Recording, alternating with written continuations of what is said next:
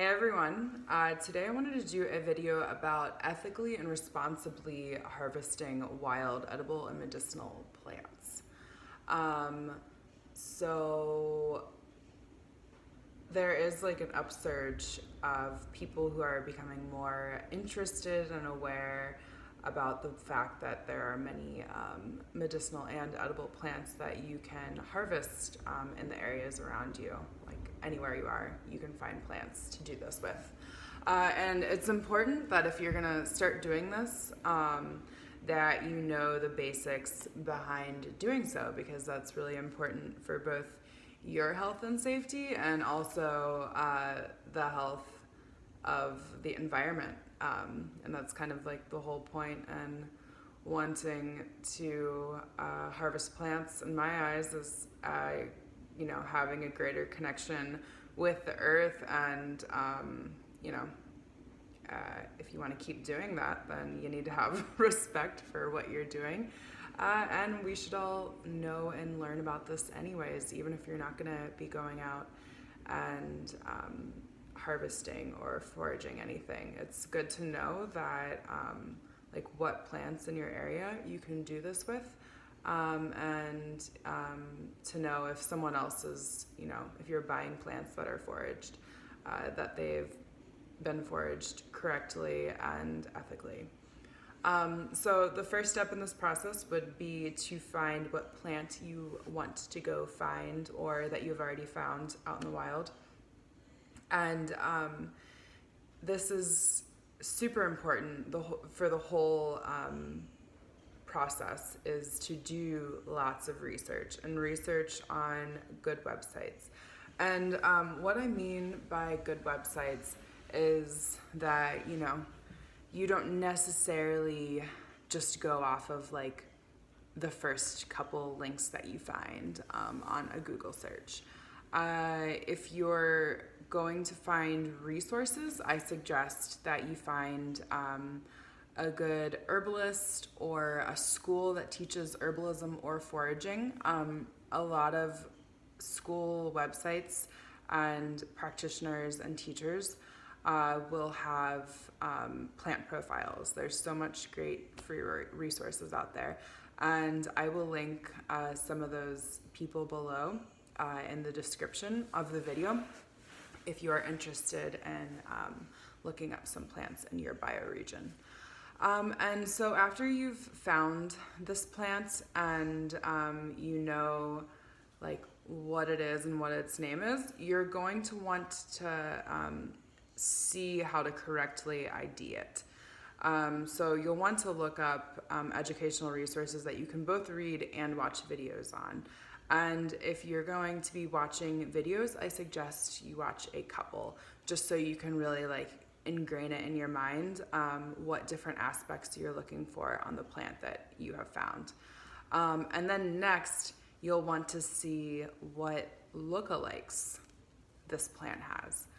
And this is a very, very important step in the process. My idea is to know the poisonous plant profile and what it looks like and how it grows and when it grows and where it grows, just as much as I know the plant that I'm going to be looking for and harvesting. Because there are some lookalikes that are very closely identified that could be very hazardous. A good example of this is Queen Anne's lace and poison hemlock. You can go ahead and research that if you want to, but they look very, very similar. And until you can correctly identify both of them, I don't suggest harvesting Queen Anne's lace, which is what you would want to harvest if you're going between the two, obviously, because poison hemlock is very poisonous, so never harvest that. So once you've moved on from that step and you realize you have the correct plant and it does grow in your region, and you have a reason why you want to either incorporate it into your diet or harvest it for medicine, you'll want to find out if it is an over-harvested plant or if it is an invasive and abundant plant. Due to a lot of over-harvesting and, some forageables having a higher price tag, there has been a lot of plants that have went on the endangered species list or an at-risk list because of people going out and harvesting them. A good example of that would be ramps, which are in season right now in Ohio, and white sage, which is found in California.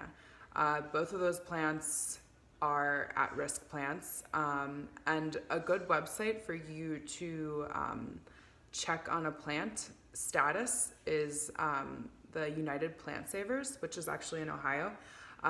They're a really, really amazing group, and I will also link them below.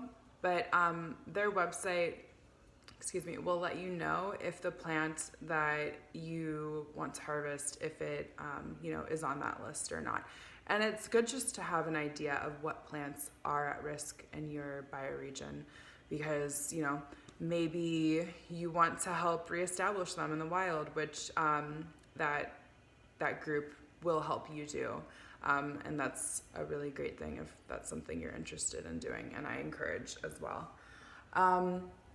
And so once you've got that all figured out, you want to figure out what part of the plant you should harvest in that time of the year. So there's a lot of different plants where you harvest the leaves and the flowers during one part of the season, and then the roots in the other part of the season.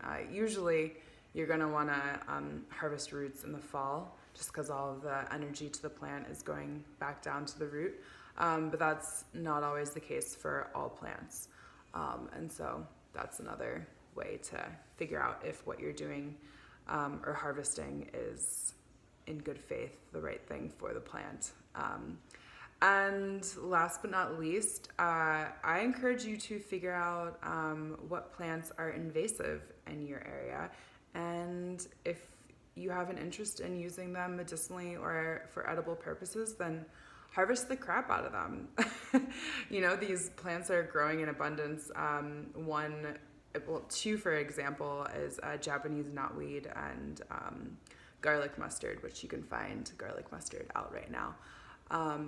And soon honeysuckle.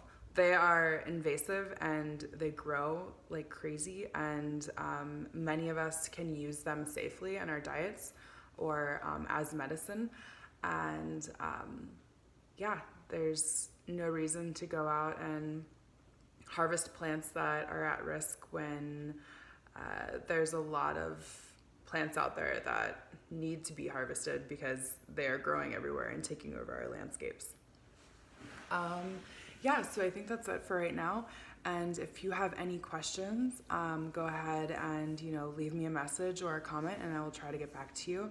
And if you like this content, then go ahead and you can subscribe to this channel, and I will be delivering different information every couple days or so. And enjoy the day.